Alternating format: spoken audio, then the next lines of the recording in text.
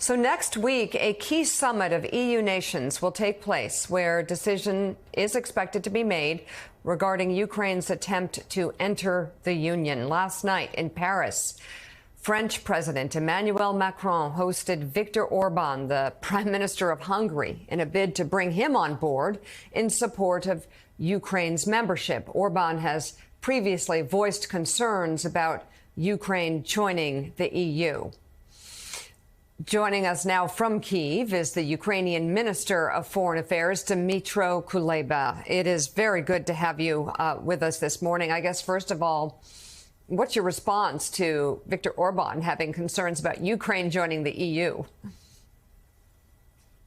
Well, Ukraine's membership in the European Union is in the best interest of Hungary, because I doubt Prime Minister Orban would like to see Russia as its or Russia-controlled country as its neighbor. Membership of Ukraine in the EU means more prosperity and more safety for entire Europe and for entire democratic community in the world, and Hungary must be interested in that.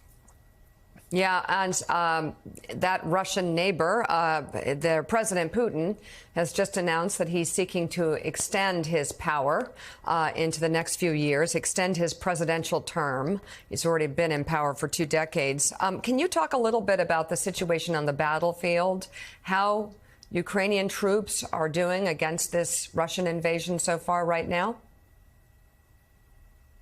Well, after securing a major victory in the Black Sea, where Ukraine succeeded in pushing back Russian Black Sea fleet to the eastern coast of Russia, and that allowed us to restore our export corridors and export grain and other critical materials to the world market, all eyes are on the land front line. And the situation there is different depending on the spot that we are looking at. In some places, Ukrainian forces advance. In other places, like near the city of Avdiivka, Russia is trying to occupy this city. They're throwing thousands of people into the battle. We successfully defend the city.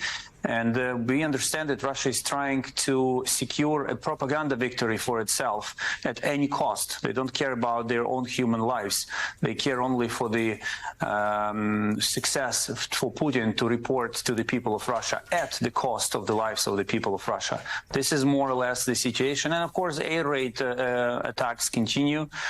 Drones, Iranian drones, Russian missiles. We had we had another attack this morning, actually. But our air defense system is repelling these attacks, and I would like to thank the American people and the United States for providing us with necessary air defense systems and interceptors.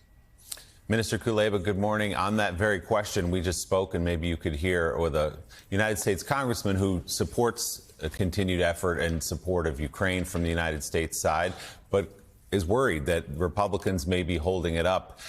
Can you make the case to the American people who, after almost 2 years now, may be wavering a bit and saying, okay, we've spent an awful lot of our taxpayer money on Ukraine, make the case why you need America's support going forward and why the Congress needs to work this out? Well, the best way to ensure prosperity and safety of America and American people is for America to project strength abroad and help other democracies defend themselves against authoritarian rulers. Because if Putin succeeds in Ukraine, it will be a clear message of motivation to other dictators and authoritarian rulers across the world to attack their neighbors, to push back democracies. And the price of defeating them will be much higher. The price tag will be much higher. So what is happening, what the United States are giving Ukraine today is not a charity. It's an investment in global security, in the security and prosperity of the American people. And it's the cheapest, as big as it is, it's the cheapest you can get. Because I would like to remind that Ukraine is one of the very few countries in history who has not requested American boots on the ground.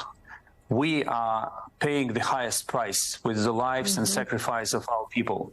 All we ask other countries to do, and the United States are leading this coalition, is to give us what we need to fight and to defend what is in the interest of all of us.